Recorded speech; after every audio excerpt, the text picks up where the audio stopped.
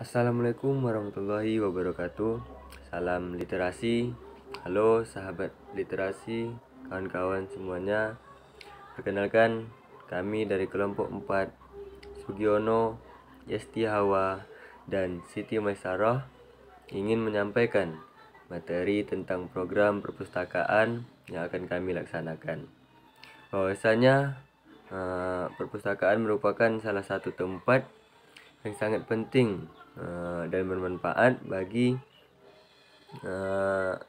pembelajaran masyarakat sepanjang masa, karena tersedia fasilitas yang menarik untuk memperoleh atau menimba ilmu pengetahuan yang luas dan berkualitas. Selain itu, juga menciptakan pembelajaran sepanjang hayat. Perpustakaan juga berfungsi sebagai tempat belajar masyarakat, wahana dalam mencari informasi, serta rekreasi yang tidak hanya mencerdaskan namun juga memberdayakan masyarakat, sehingga memberikan manfaat dan berdampak langsung pada peningkatan kualitas dan taraf hidupnya. Nah, maka dari itu kami membuat program perpustakaan berbasis inklusi sosial. Dalam hal ini kami membuat pemberdayaan daur ulang sampah anorganik menjadi barang yang bernilai tinggi seninya dan menjadi nilai jual yang tinggi juga. Adapun latar belakang kami buat materi ini yaitu karena kita tahu permasalahan lingkungan merupakan isu yang tidak bisa kita hindarkan. Saat ini sampah merupakan masalah lingkungan yang sangat serius yang dihadapi masyarakat sekitar dan khususnya Indonesia pada umumnya. Bisa dikatakan sampah setiap hari dihasilkan oleh ibu-ibu rumah tangga, baik itu sampah organik maupun anorganik. Namun yang memperhatikan, sampah-sampah yang dihasilkan tersebut malah dibuang sembarangan di berbagai tempat, dan efeknya akan merusak lingkungan yang ada di sekitar kita. Dan jumlah produksi sampah setiap tahun akan bertambah seiring dengan bertambah jumlah penduduk. Jadi kita pasti mengetahui sampah-sampah sebetulnya bisa kita manfaatkan untuk kehidupan sehari-hari kita, untuk dibuat kerajinan tangan dan sebagainya. Dan saat ini kita ketahui juga pemerintah telah berupaya dengan berbagai cara untuk mengatasi masalah sampah tersebut, terutama masalah sampah anorganik, namun belum mencapai titik kesempurnaan. Hal ini dikarenakan angka jumlah sampah yang ada di Indonesia sangat tinggi, sehingga pemerintah kesulitan untuk menentukan cara yang tepat untuk menyelesaikan masalah sampah tersebut. Jadi kami berupaya supaya apa yang kami sampaikan ini bisa bermanfaat bagi kawan-kawan yang mendengarkan ataupun yang melihat video ini. Selanjutnya, limbah anorganik ini adalah limbah yang berasal bukan dari makhluk hidup. Limbah anorganik ini memerlukan waktu yang lama atau bahkan tidak dapat terdegradasi secara alami. Contohnya, dia akan lama membusuk ataupun hancur. Beberapa limbah anorganik, di antaranya styrofoam, plastik, kaleng, dan bahan gelas atau beling. Salah satu pemanfaatan limbah anorganik adalah dengan cara proses daur ulang.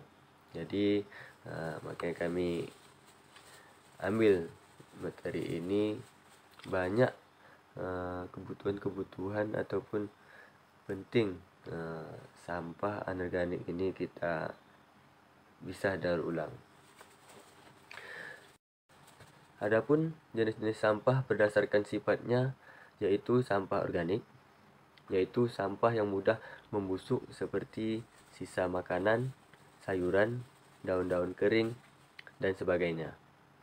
Yang kedua, sampah anorganik, yaitu sampah yang tidak mudah membusuk seperti plastik, wadah, pembungkus makanan, kertas, plastik, mainan, botol dan gelas, minuman, kaleng, kayu, dan sebagainya.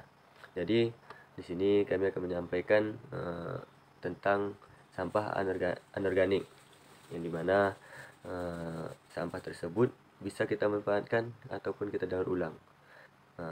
Jadi nanti ada penjelasan dari kami tentang sampah anorganik dan apa-apa saja yang bisa kita manfaatkan. Baiklah, di sini saya akan menjelaskan tentang tahap daur ulang. Nah, apa aja sih tahap-tahap daur ulang yang bisa kita lakukan? Nah, yang pertama tahap yang bisa kita lakukan yaitu mengumpulkan, yakni mencari barang-barang yang telah dibuang seperti botol air, dus susu, kaleng, dan lain sebagainya. Yang kedua yaitu memilah, yakni mengelompokkan sampah yang telah kita kumpulkan berdasarkan jenisnya seperti kaca, kertas, dan plastik. Nah, tahap yang ketiga yaitu menggunakan kembali. Nah, setelah kita pilah, kita carilah barang yang masih bisa digunakan kembali secara langsung dan bersihkan terlebih dahulu sebelum kita gunakan kembali. Nah, yang keempat yaitu mengirim. Maksudnya mengirim yakni sampah yang telah kita pilah tadi ke tempat daur ulang sampah atau menunggu pengumpulan barang bekas keliling yang akan dengan senang hati membeli barang tersebut. Nah, yang keempat yaitu kita lakukan daur ulang sendiri. Jika mempunyai waktu dan keterampilan, kenapa tidak, ya kan? Nah, melakukan proses daur ulang sendiri dengan kreativitas berbagai sampah yang telah terkumpul dan dipilah dapat disulap menjadi barang-barang yang bermanfaat. Nah, di sini saya akan memberikan tutorial cara pembuatan daur ulang sampah. Tapi sebelumnya saya akan memberikan contoh daur ulang sampah seperti apa sih yang bisa kita daur ulang. Nah, seperti ini. Nih, ini contoh tas yang sudah didaur ulang dari sampah ya. Ini dari sampah white coffee. Dari sampah white coffee bisa kita daur ulang menjadi sebuah tas. Nah, sebuah tas ini bisa kita jadikan sebagai nilai rupiah ya. Bisa kita jual belikan, ini mungkin sekitar 50.000.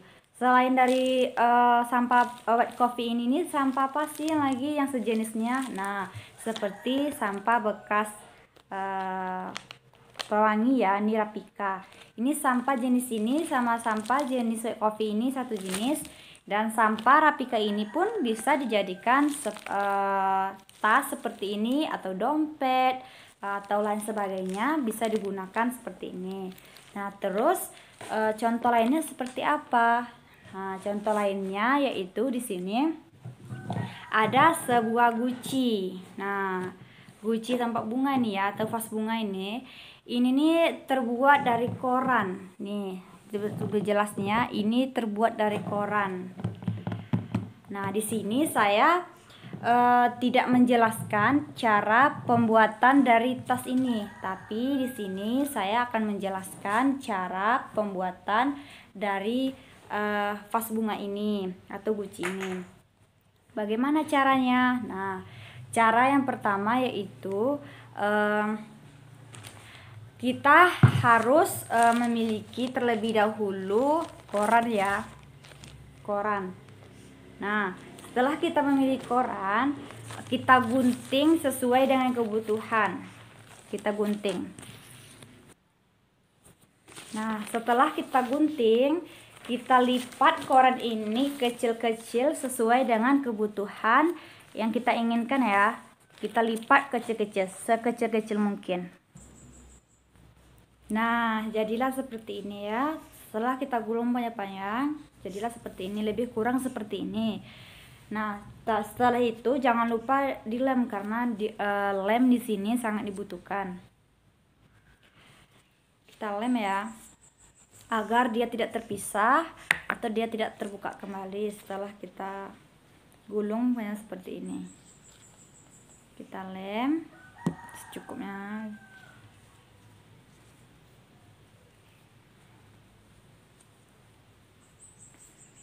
Nah, pokoknya kita membutuhkan gulungan koran seperti ini sangat banyak ya. Mungkin lebih kurang 200 atau 100 lebih, pokoknya sesuai dengan kebutuhan yang kita inginkan. Mau sebesar apa sih vas bunga yang kita inginkan? Nah, sesuai dengan itu pokoknya gulunglah korannya sebanyak mungkin yang bisa kita lakukan. Nah, setelah itu tahap yang kedua yaitu kita akan membuat bagian bawah dari vas bunganya ya. Nih, bagian bawah. Nih, bagian bawah. Nah, caranya seperti apa? Tinggal setelah kita gulung panjang seperti ini, kita gulung. Kita gulung dengan rapi untuk bagian bawah dari vas bunganya. Nah, lebih kurang seperti ini ya. Ini cuma digunakan satu buah koran. Tapi kalau mau besar lagi sebenarnya harus membutuhkan banyak koran. Nah, seperti ini. Ini tahap yang pertama ya. Nih, seperti ini. Kita buat aja, kita lipat, kita gulung sesuai dengan ukuran yang kita inginkan. Nah, seperti ini lebih kurang. Nah, setelah itu jangan lupa dilem, gunakan banyak lem di sini. Nah, di sini sebenarnya pembuatan dari satu buah guci ini atau vas bunga ini membutuhkan lebih kurang dari seminggu ya, sesuai dengan pembuatannya, karena akan menunggu lemnya kering terlebih dahulu karena di sini menggunakan banyak lem. Seperti itu. Sebenarnya nggak terlalu susah. Tadi saya memberikan tahapan atau memberikan teknik dasar dari pembuatan vas bunga ini. Itu teknik dasarnya pembuatan bagian bawah. Nah, sebenarnya setelah kita membuat teknik bagian bawah tadi, itu sebenarnya sama aja tekniknya, tinggal dibuat aja sesuai dengan keinginan, dibentuk aja sesuai dengan keinginan, diperbanyak saja koran yang buta. Nah, untuk lebih lanjutnya kami di sini menghimbau untuk para warga, terkhususnya untuk para ibu-ibu. Nah, di sini yang ingin lebih mengetahui lagi bagaimana sih cara pembuatan dari vas bunga yang saya ajarkan tadi, karena tadi kan cuma saya ajarkan teknik dasarnya saja. Nah, untuk lebih mengetahuinya, kami di sini menghimbau untuk para ibu-ibu untuk mengikuti program yang kami buat. Terima kasih. Nah, dari pendauran ulang sampah anorganik ini dapat kita melihat keuntungannya itu yang pertama dari segi aspek lingkungan dan yang kedua dari segi aspek ekonomi.